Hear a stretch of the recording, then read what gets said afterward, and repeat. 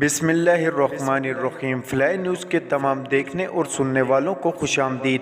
اگر آپ ہمارے چینل پر نئے ہیں تو سب سے پہلے چینل کو سبسکرائب کر دیں اور بیل آئیکن کو پریس کر دیں اور ہماری ویڈیو کو پورا دیکھیں تاکہ دنیا کی معلومات سے آپ باخبر رہ سکیں۔ آئے بڑھتے ہیں خبروں کی جانب۔ Chairman Pakistan Tehreek Insaf P T I Imran Khan نے کہا کہ آج ہم اپنی آئینی تاریخ کے فیصلہ کن موڑ پر کھڑے ہیں۔ ایک ٹویٹ میں عمران خان کا کہنا تھا کہ ہمارے پاس دو راستے ہیں، ترکیہ کے نقش و قدم پر چلیں یا مینا نمار بن جائیں۔ عمران خان کا کہنا تھا کہ پی ٹی آئی کی طرح ہر ایک کو انتخاب کرنا چاہیے کہ وہ کس کے ساتھ کھڑے ہیں، آئین قانون کی حکمرانی اور جمہوریت کے ساتھ یا پھر کرپٹ مافیا اور فاشزم اور جنگل کے قانون کے ساتھ۔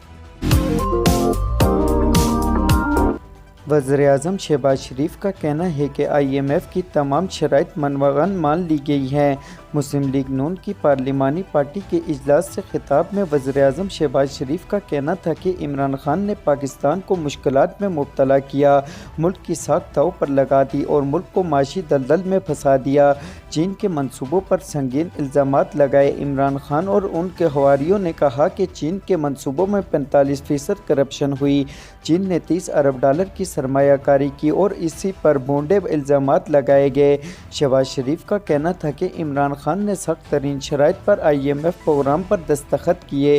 عمران خان نے خود خلاف ورزی کر کے آئی ایم ایف پروگرام کو معطل کیا۔ آئی ایم ایف پروگرام کے خلاف سازش کی گئی، عمران خان کے وزیر رنگے ہاتھوں پکڑے گئے۔ لاہور ہائی کورٹ نے مریم نواز کے خلاف توہین عدالت کی درخواست کے قابل سماعت ہونے پر دلائل طلب کر لیے۔ لاہور ہائی کورٹ کے جسٹس باقر نجوی نے مریم نواز کے خلاف توہین عدالت کی کارروائی کے لیے دائر اپیل پر سماعت کی، جس میں درخواست گزار نے موقف اختیار کیا کہ مریم نواز نے سرگودہ جلسے میں عدلیہ کی توہین کی۔ دوران سماعت جسٹس باقر نجوی نے کہا کہ یہ درخواست کیسے قابل سماعت ہے، درخواست کے مسترد ہونے پر اپیل دائر نہیں ہوتی، قانون کے مطابق کام کرنا ہے۔ عدالت نے اپیل کے قابل سماعت ہونے پر دلائل طلب کر لیے اور وکیل کو تیاری کی مہلت دیتے ہوئے سماعت 5 اپریل تک ملتوی کر دی۔ چینی کی فی کلو قیمت میں $5 اضافہ ہو گیا۔ مارکیٹ ذرائع کے مطابق چینی کی ہول سیل فی کلو قیمت $5 اضافے کے بعد $114 ہو گئی۔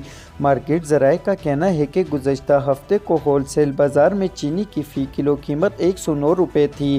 ہول سیل میں فی کلو چینی $5 اضافے کے بعد ریٹیلر بازار میں چینی کا بھاؤ $120 کلو ہو گیا۔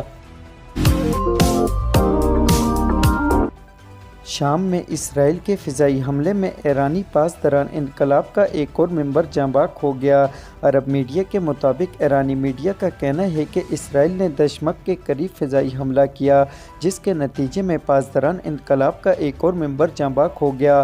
پاسداران انقلاب کے مطابق مقدر میغانی جعفر آبادی جمعے کو ہونے والی اسرائیلی حملے میں شدید زخمی ہوئے تھے، جو زخمیوں کی تاب نہ لاتے ہوئے چل بسے۔ وہ شام میں بطور فوجی مشیر بھی ذمہ داریاں انجام دے چکے تھے۔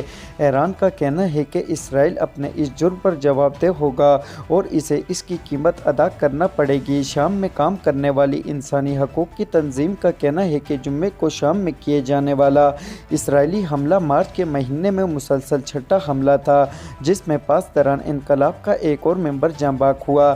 ایران کا کہنا ہے کہ اس کے افسران دشمق کی دعوت پر شام میں ایڈوائزری کردار ادا کرتے ہیں۔